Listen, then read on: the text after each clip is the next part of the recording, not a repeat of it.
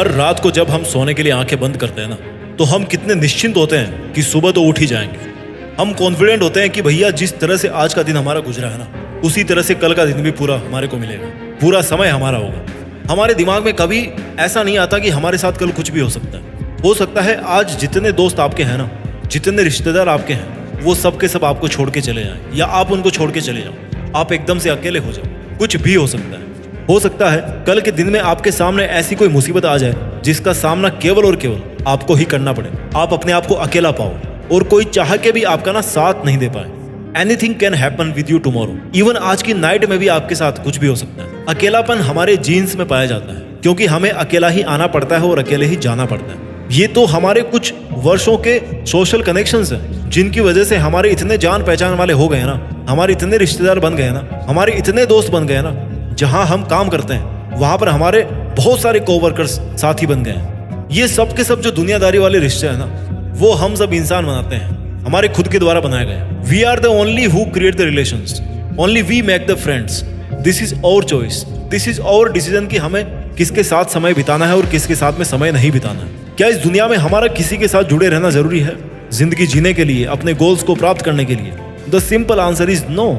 एक बंदा जाता है किसी महात्मा जी के पास में और जाकर के बोलता है कि महात्मा जी, मैं अपनी जिंदगी से ना बड़ा परेशान हूँ, बड़ा दुखी हूँ, और मैं क्या करूँ कि मेरी जिंदगी में शांति हो, मैं ठीक से अपना जीवन जी पाऊँ। बहुत टेंशन रहती है, खुश नहीं रह पाता, और जो मैं पाना चाहता हूँ उसको पा नहीं पाता, मजा नहीं आ रहा जिंदगी में, बिल्कुल इंटरेस्ट नहीं है। महात्मा जी ने काफी देर तक आंखें बंद रखने के बाद में एक लंबी सांस ली और दुखी चेहरे से बोले कि बेटा कोई बात नहीं, अब जैसे जिंदगी जीते आए हो ना वैसे ही जीते रहो, क्योंकि तुम केवल 10 दिन ही जिंदा बचोगे, तुम्हारी लाइफ इतनी ही बची है। भैया वो जो बंदा आया था ना, उसके पैरों तले जमीन खिसक गई, और खिसके भी क्यों ना, आपको कोई एकदम से बोल दे कि भैया 10 दिन बाद तुम मरने वाले हो। उस बंदे के मन में आया कि यार इससे अच्छा तो मैं आता ही नहीं बाबा जी के पास में, कम से कम ये 10 दिन तो और जी लेता मैं।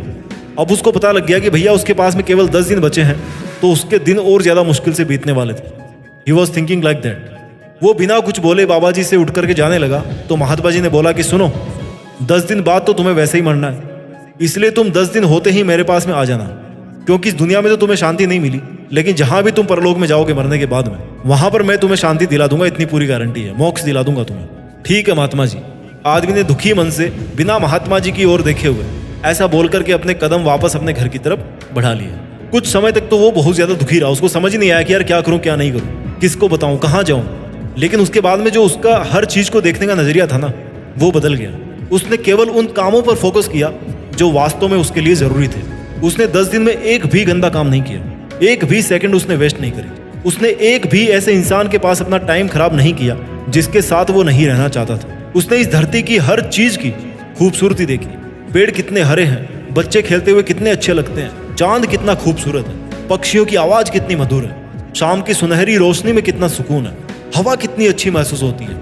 उसने हर उस छोटी से छोटी चीज को महसूस किया जो आज तक उसने कभी नहीं किया था, क्योंकि उससे वो सब चीजें ना, वो सब फीलिंग्स, वो सब नज़ारे दूर होने वाले थे। और जब कोई चीज हमसे दूर होती है ना, हमेशा के लिए वो भी, तो हमें उसकी अहमियत तभी पता पड़ती है, क्योंकि हमें कभी रियलाइज नहीं होती कि उसके बिना हम कभी रह सकते हैं, या कभी वो चीज हमसे दूर भी चली जाएगी। उसने हर एक पल बिना किसी टेंशन के बहुत ज्यादा सुकून के साथ में निकाला।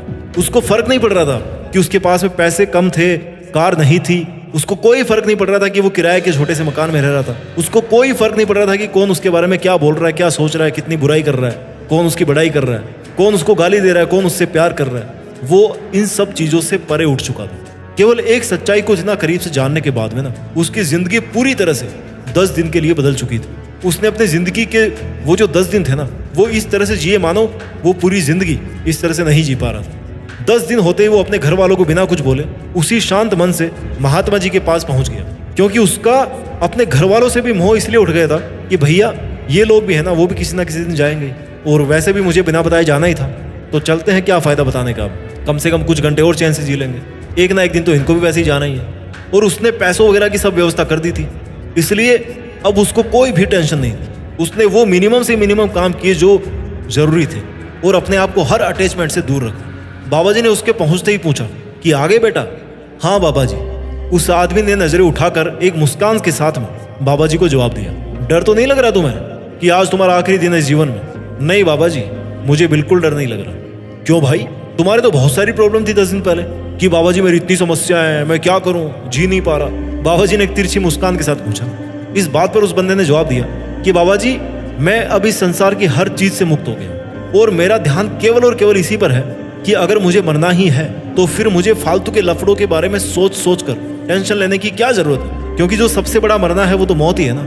तो जब मौत ही आ गई तो अब फिर छोटी मोटी चीजों में क्या मरना, और जब मुझे मरना ही है तो फिर मैं क्यों अपने आखिरी समय को ऐसे बर्बाद करूं, और क्यों ना मैं इस आखिरी समय को जी भर के जीऊं और वो सब काम करूं जो मेरे जीवन को एक अर्थ देते हैं। बाबा जी ने मुस्कुराते हुए कहा कि अगर जीना सीख गए हो ना तो वापस जाओ और अपनी बची हुई जिंदगी ठीक वैसे ही जियो जैसे पिछले 10 दिन से जीते आ रहे हो।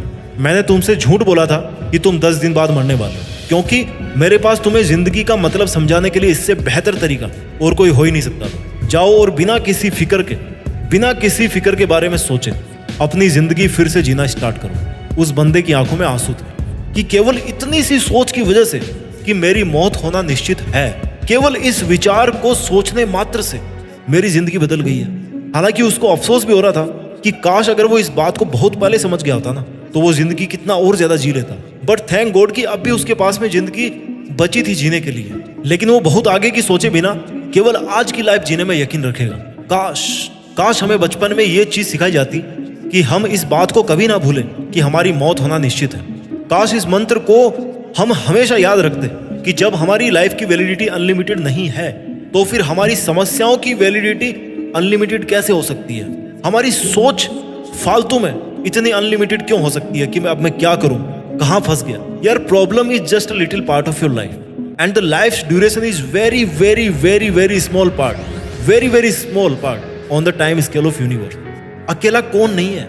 ये सूरज अकेला है, ये चांद अकेला है, यहाँ तक कि आपकी जो समस्याएं है ना वो भी अकेले ही है। अरे ऐसे सोचिए कि जो समस्याएं आपकी लाइफ में आई है वो इतनी अकेली थी कि उनको किसी को अपनाना पड़ा अपनी जिंदगी बिताने के लिए, अपना जीवन निकालने के लिए।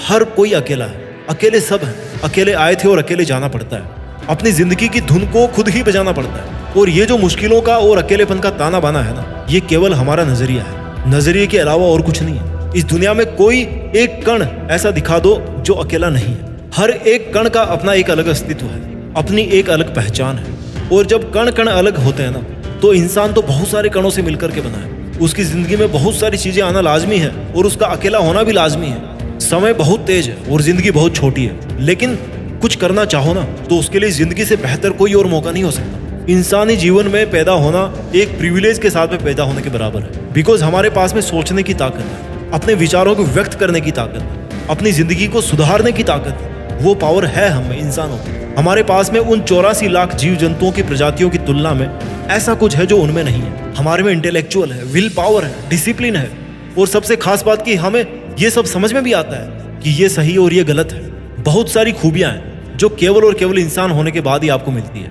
अगर आप अपनी जिंदगी में बहुत अकेलापन महसूस कर रहे हो ना तो इस बात को अच्छी तरह से याद रखिए कि काफिले अक्सर उनके पीछे ही होते हैं जिनके घुटनों में अकेले दौड़ने की ताकत होती है, अकेले चलने की ताकत होती है, और मुश्किल से मुश्किल घड़ी में भी ना अकेले ही अपने घुटनों से रेंगने की आदत होती है। अपना ख्याल रखिए, आगे बढ़ते रहिए, अकेले रहकर भी देश में अपना नहीं बल्कि दुनिया में देश का नाम कीजिए। जय हिंद, वंदे मातरम।